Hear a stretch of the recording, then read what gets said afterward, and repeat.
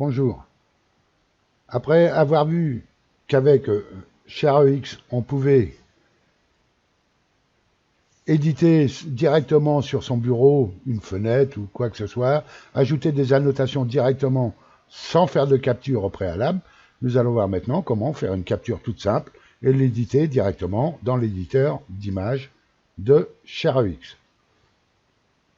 Un clic gauche sur la barre de tâches, ici, et un clic gauche sur l'icône ShareX pour faire une capture. On va donc ouvrir une fenêtre et on va travailler sur cette fenêtre-là. Un clic gauche, ici, et je viens sélectionner ma fenêtre. En faisant ça, et en relâchant mon clic, l'éditeur va s'ouvrir automatiquement. Et maintenant, je peux travailler tranquillement sur cette image, sur ma capture. Comme dans mon tutoriel précédent, c'est ici qu'on a les outils de dessin, de flèches, lignes, tracés, des bulles de discussion, du texte, etc. Je ne vais pas passer en revue toutes ces options puisqu'on les a déjà vues dans le tutoriel précédent, mais je vais vous en montrer quelques-unes. Donc comme je l'ai expliqué, par exemple, pour une flèche, vous choisissez la flèche, la sélectionnez ici, vous dessinez votre flèche, par exemple d'ici à là, et comme je l'avais signalé, ici, avec le petit rond, les ronds de chaque côté et le petit rond au milieu, on peut faire en sorte de contourner, comme ceci par exemple, les dossiers, de façon à pouvoir avoir accès quand même aux autres dossiers à afficher dans cette page, pour pouvoir travailler dessus. Alors, on peut, bien entendu, comme je l'expliquais, changer la couleur ici, couleur de bordure, ou bien en passant par toute l'option, choisir la taille des bordures, c'est-à-dire diminuer la grosseur de la flèche. Comme ceci. Et ça c'est valable pour toutes les options que vous avez ici. À chaque option, vous pourrez changer la couleur, la grosseur et tout le reste. En ce qui concerne les textes, ici, si vous voulez mettre un texte pour la grosseur de police, il faudra taper votre texte.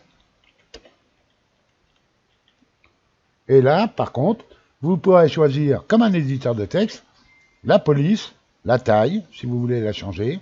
Il faudra le faire avant. La couleur, ici, si vous voulez le faire. Et une fois que vous aurez choisi, par exemple, je vais prendre en italique, vous cliquez sur OK de façon à voir votre texte s'afficher ici. Alors ça, c'est un texte avec une ombre autour. L'ombre se situe ici, couleur des bordures, que vous pouvez changer, bien entendu, et en allant dans toute l'option, la taille des bordures, c'est-à-dire la taille de l'ombre que vous avez autour, comme ceci.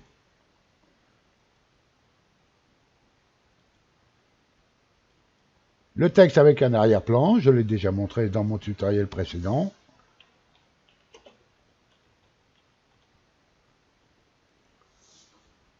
De façon à mettre votre texte avec un clic gauche là où vous le souhaitez et changer ici les bordures, le fond,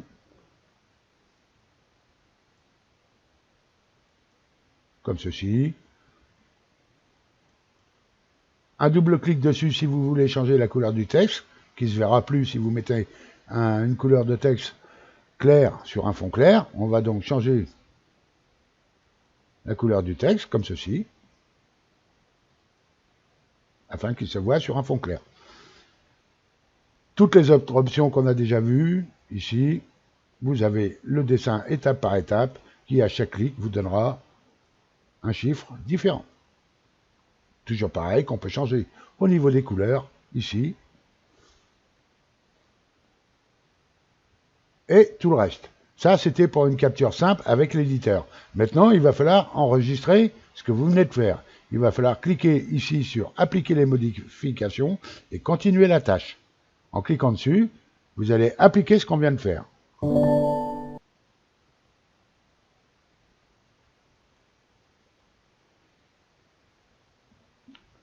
Maintenant, on avait le choix. Alors, ici, on a ce que je viens de vous faire, que vous pouvez ouvrir avec ce que vous voulez, bien entendu, mais on pouvait l'enregistrer autrement, c'est-à-dire, toujours pareil, un clic gauche sur ShareX pour faire ma capture, ici, j'ajoute mes annotations, comme je le souhaite, là, ici, et ce coup-ci, plutôt que de passer par appliquer les modifications et continuer la tâche, on repart à zéro en faisant ça. Ici, on peut très bien décider d'enregistrer l'image directement, comme ceci, en le choisissant, ou bien d'enregistrer l'image en tant que, en enregistrant l'image, elle va s'enregistrer directement dans votre dossier, et vous pourrez continuer à travailler dessus. En enregistrant l'image en tant que, vous allez pouvoir décider de l'endroit où vous voulez la mettre. Ici, en enregistrant, elle s'est mise automatiquement dans le dossier ShareX dans mes documents. Et vous pouvez décider de la mettre ailleurs en choisissant, par exemple, ici, dans ce dossier. Et ça vous permet de continuer à travailler, alors qu'ici, en cliquant sur « Appliquer les modifications et continuer la tâche », vous allez fermer ShareX et l'image va être enregistrée directement. La prochaine vidéo va concerner, justement, un enregistrement vidéo de votre écran. Merci de m'avoir suivi et à bientôt.